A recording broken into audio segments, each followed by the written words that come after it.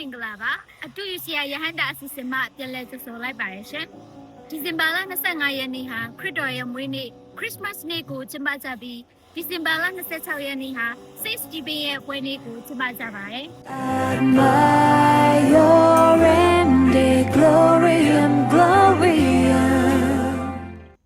Stephen ရဲ့အဓိပ္ပာယ်ဟာ crown တရဖူဖြစ်ပြီးယုံကြည်ခြင်းအတွက်အသက်ပေးကပထမဆုံးဓမ္မအာစာနီအဖြစ်ကောင်းကင်တရဖူကိုစွန့်ခူရရှိခဲ့သူလည်းဖြစ်ပါတယ်ရှင်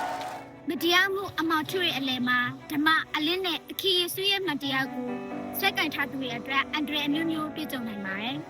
ဒါပေမဲ့အမှန်တရားနောက်လိုက်ပြီးတရှင်သောဝိညာဉ်တော်ရဲ့နဲ့ပြောရတဲ့သူတွေဟာဘလို့အတားအဆီးခက်ခဲကိုမှမကြောက်ရွံ့ပဲလွတ်လွတ်လပ်လပ်ရေးရေးနဲ့ပြည့်စက်အသက်ရှင်နိုင်ကြပါတယ်Saint Stephen ဟာဦးစင်ကြီးတစ်ပါးဖြစ်ပြီးသခင်ယေရှုရဲ့ပထမဆုံးတပည့်တော်တွေထဲမှာ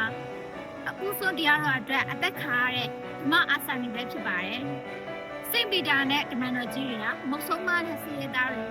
ဆောက်ရှောက်ကူညီဖို့အတွက်ဦးစင်ကြီး9ပါးကိုသိက္ခာတင်ပေးခဲ့ကြပါတယ်။သူတို့တွေအဖြစ်ဖျားသခင်ဟာအောက်ဖွယ်အမှုလက္ခဏာတွေကိုလှုပ်ဆောင်ခဲ့ပြီးအထူးသဖြင့် Saint Stephen ရဲ့ဟောပြောချက်တွေကြောင့်သခင်ယေရှုရဲ့နောက်လိုက်တဲ့သူတွေဟာပုံမှန်များပြားလာခဲ့ပါတယ်။ဒါပေမဲ့အတင်းတော်ရဲ့ရန်သူတွေက Saint Stephen ကိုဟတ်တာဖို့အကြအစီတွေချမှတ်ပြီးအကွက်ဆင်ခဲ့ကြပါတယ်။ Saint Stephen အဖမ်းခံရတဲ့အချိန်မှာကောင်းကင်ကိုမျှော်ကြည့်ရင်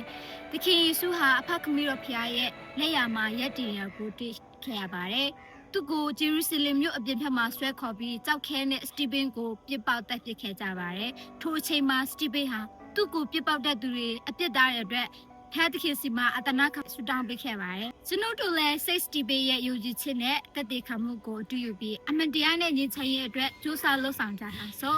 ဒီဆောင်ပါကို Father Taha SC မှာရေးသားသုံးသပ်ထားပါတယ်ရှင်။ကျွန်မကတော့ Helena ထောက်ရှိရဲဖြစ်ပါတယ်။အားလုံးကိုကျေးဇူးတင်ပါတယ်ရှင်။